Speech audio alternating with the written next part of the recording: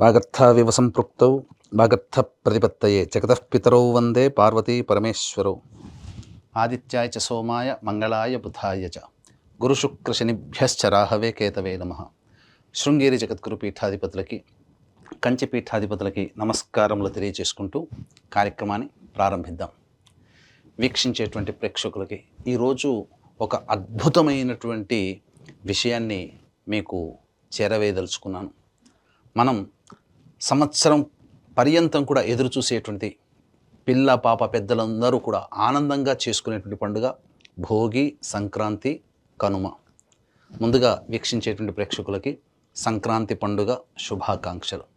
ఈ సంక్రాంతి నుంచైనా కానీ మీ జీవితంలో భోగభాగ్యాలు, ఆనందము, అష్టైశ్వర్యాలు కలగాలని మనస్ఫూర్తిగా కోరుకుంటూ చాలా రహస్యమైనటువంటి విషయాలని ఈ సంక్రాంతి పర్వదినం సందర్భంగా మామూలుగా మనకు అన్నీ తెలుసు, దానాది కార్యక్రమాలు, పూజాది కార్యక్రమాలు, కానీ రహస్యాంతర్గతమైనటువంటి విషయాలని మీకు ఈ సందర్భంగా తెలియజేయదలుచుకున్నాను. భోగి పండుగ అంటే ఈ భోగి పండుగ ప్రధానంగా దక్షిణాయనంలో ఉన్నటువంటి ఆఖరి రోజు. మరుసటి రోజు నుంచి ఉత్తరాయణ పుణ్యకాలం ప్రారంభమవుతుంది. ఈ భోగి 14వ తారీఖు రోజున మనం జరుపుకుంటున్నాం. కాబట్టి భోగి పండుగ రోజున ప్రధానంగా మనకందరికీ తెలిసినటువంటిదే గోదాదేవి కళ్యాణం చేస్తారు. ఎవరైతే వివాహం కాని అమ్మాయిలు, అబ్బాయిలు ఉంటారు, అలాగే దాంపత్య సమస్యలతో భర్తని ఏలుకొనని భార్యని ఏలుకొనని భర్త ఎవరైతే ఉంటారో వారు ఈ రోజున గోదా కళ్యాణం గనక జరిపించినట్లయితే, లేదా లక్ష్మీనారాయణ కళ్యాణం గనక జరిపించినట్లయితే ఈ భోగి పండుగ రోజున వారికి సకల శుభాలు కలిగి అచిరకాలంలోనే వివాహము, దాంపత్య సౌఖ్యము కలుగుతుందని చెప్పి మనకు పండితుల ద్వారా మనకు నమ్మకం. కాబట్టి ప్రేక్షకులు వీలైతే ఈ సమస్యలతో బాధపడేటువంటి వాళ్ళు ఈ యొక్క పరిహారాన్ని మీరు పాటించండి. ఈ భోగి పండుగ రోజున ప్రధానంగా పిల్లలకి భోగి పళ్ళు పోస్తారు.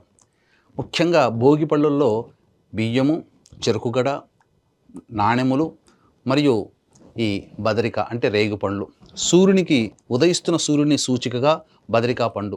మనం గమనించుకున్నట్లయితే చార్ధామ్ యాత్రలో ప్రధానమైనటువంటి బద్రీనాథ్ దైవ దర్శనం. ఈ బద్రీనాథుడు వెలిసినటువంటి ఈ బదరికా వనములు అంటే రేగిపళ్ళ వనంలోనే బద్రీనాథుడు వెలిశాడు.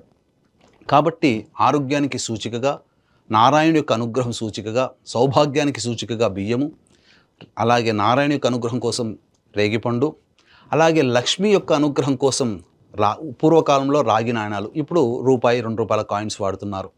అలాగే చెరుకు ముక్కలు అంటే అమ్మవారి యొక్క ఆయుధం.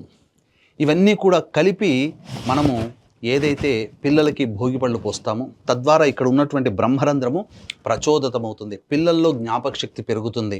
అలాగే ఆటిజం అనేటువంటి లక్షణాల నుంచి దూరంగా ఉంటారు పిల్లలు. కాబట్టి పిల్లల్లో చైతన్యము, జ్ఞాపక శక్తి, బుద్ధి వికసత ఈ భోగిపళ్ళు పోయడం ద్వారా కలుగుతుంది. కాబట్టి సాయంకాల ప్రదోషకాల సమయంలో ఈ యొక్క ఇంట్లోని పెద్దలు, చుట్టుపక్కల ఉన్న వాళ్ళ పెద్దలందరూ 6 నుంచి 10 సంవత్సరాల లోపల, అనగా పుట్టినప్పటి నుంచి సంవత్సరం నుంచి మొదలుకొని 10 సంవత్సరాల లోపల పిల్లల్ని తూర్పు లేదా పడమర వైపున కూర్చోబెట్టి భోగి పళ్ళు పోస్తారు. ఇది మనకు ఆ పిల్లలకి కలిగేటువంటి దిష్టి దోషములు, అలాగే వారికి గ్రహచారరీత్యా ఉండేటువంటి దోషములు తొలగిపోవడానికి కారణమని చెప్పవచ్చు. అలాగే ఈ రోజున భోగి మంటలు వేస్తారు.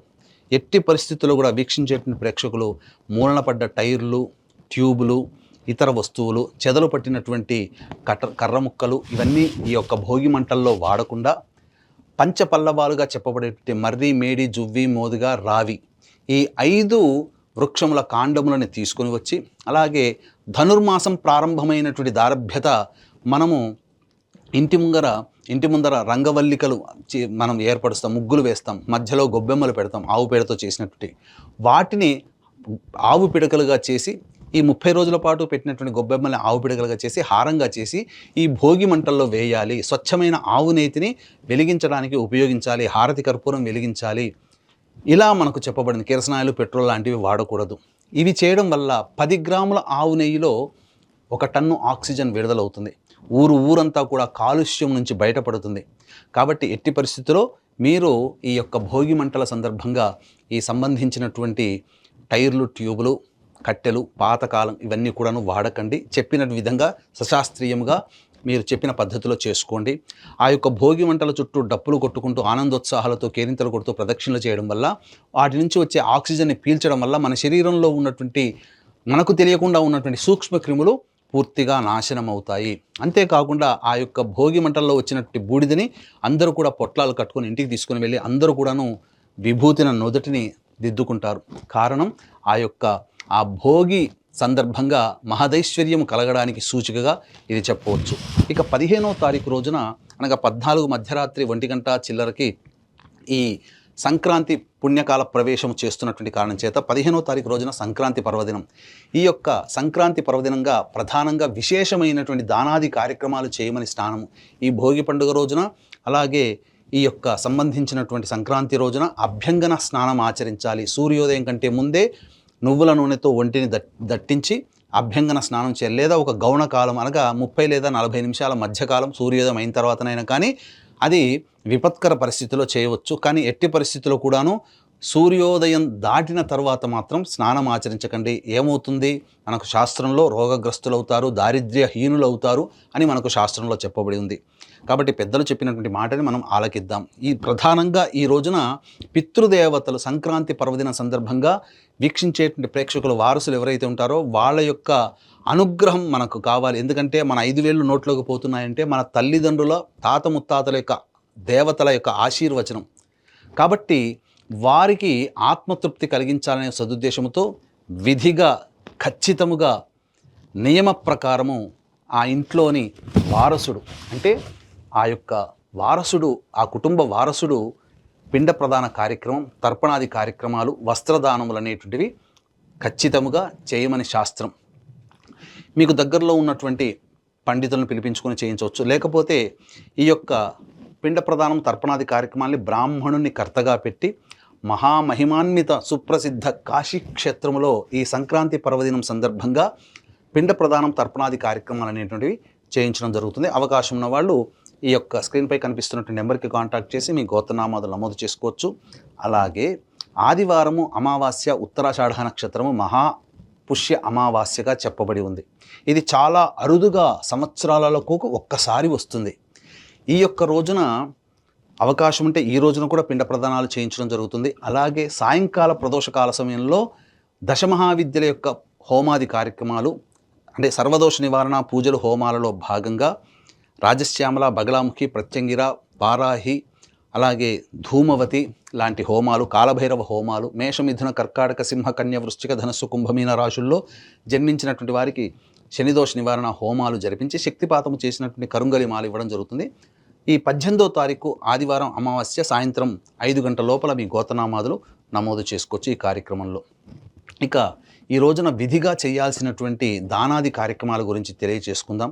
ముఖ్యంగా మీ కుటుంబంలో ఎవరైతే మంచి చక్కటి సంతానము కావాలి, వంశోద్ధారకుడు కావాలని ఆలోచిస్తుంటారో, అటువంటి కోరికతో ఉన్నవాళ్ళు ఉంటారో వాళ్ళందరూ కూడా దంపతులైనా కానీ తల్లిదండ్రులైనా కానీ కుటుంబంలో మంచి వారసుడు లభించాలి అనే ఉద్దేశంతో, చక్కటి సంతానం కలగాలనే ఉద్దేశంతో ఉన్నటువంటి వాళ్ళు ఈ రోజున పెరుగుని, అలాగే పాదుకలు అంటే చెప్పులు, గొడుగు, విసనకర్ర, నీటి కుంభము అంటే నీరు ఉన్నటువంటి కుండలో ఉన్నటువంటి మంచినీరు, రాగి చెంబు కానీ ఇత్తడి చెంబులో కానీ నీరు పెట్టి మంచినీరు పోసి సుగంధ ద్రవ్యాలు వేసి ఇవి బ్రాహ్మణునికి వస్త్ర సహితముగా దానం చేయమన్నది. ఈ కారణం చేతనే మనకు యశోద నందుని కుమారుడిగా శ్రీకృష్ణుల వారు, అలాగే కృపి ద్రోణాచార్యుడికి సప్త చిరంజీవులైనటువంటి అశ్వత్థామ, అలాగే కలియుగ అర్చామూర్తి దైవము అయినటువంటి వెంకటేశ్వరుడు వగుళమాతకి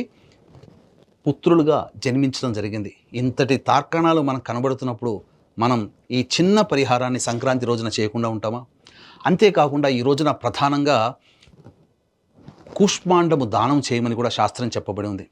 ఎవరైతే రోగ విముక్తులు కావాలి, అనారోగ్యం నుంచి బయటపడాలని కోరుకుంటారో అటువంటి వారు తిలలతో అనగా నల్ల నువ్వులతో ఆవుని, ఎద్దుని మనము చిన్నగా తయారు చేసుకొని నల్ల నువ్వులతో ఆ యొక్క ప్రతిమలను తయారు చేసుకొని వాటికి గో అష్టోత్తరంతో కానీ, మృత్యుంజయ అష్టోత్తరంతో కానీ, శివ మరియు గౌరీ అష్టోత్తరంతో కానీ పూజ చేసి వాటిని బ్రాహ్మడికైనా దానం ఇవ్వవచ్చు, లేదా చెరువులో కానీ నదిలో కానీ నిమజ్జనం చేయవచ్చు.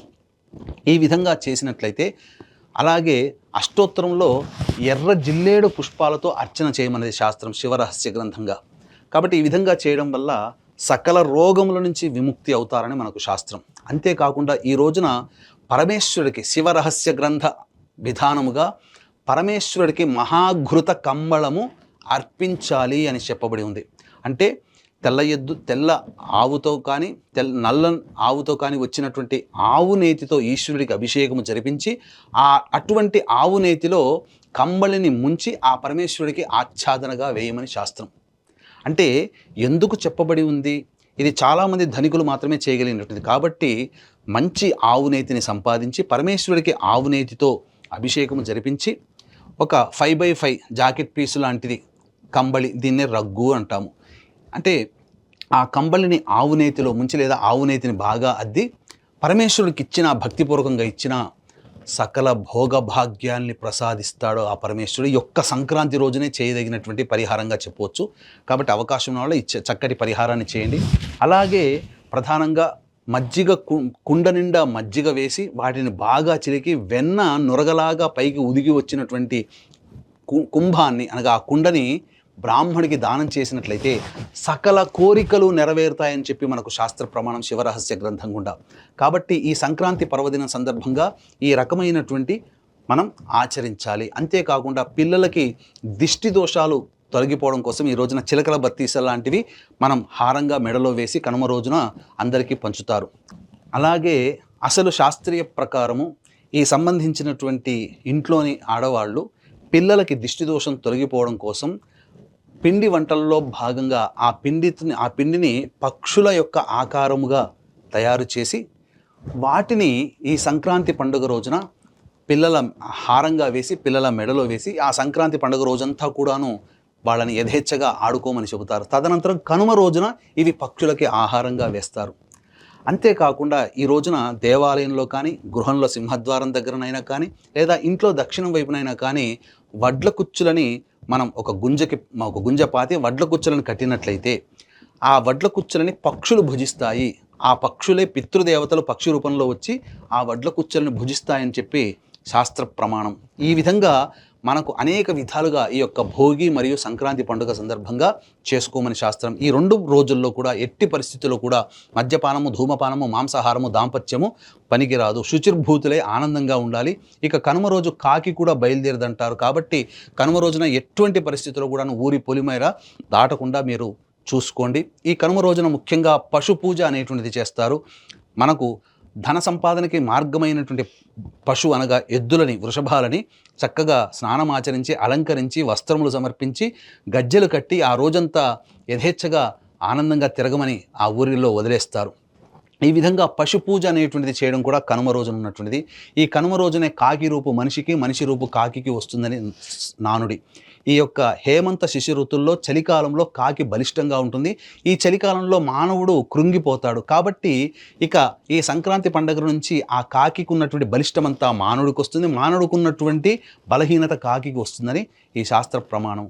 ఇక ఈ కనుమ రోజున ప్రధానంగా ఈ సంక్రాంతి రోజున ఏవైతే పిండి వంటతో చేసినటువంటి పక్షుల ఆకారాలు ఉంటాయో ఈ కనుమ రోజున అందరికీ అనగా పక్షులకి ఆహారంగా ఆ పిల్లలకు వేసినటువంటి ఆ పక్షి పిండి వంటకాల హారాన్ని ఈ యొక్క కనుమ రోజున మనము పక్షులకి ఆహారంగా వేస్తాం.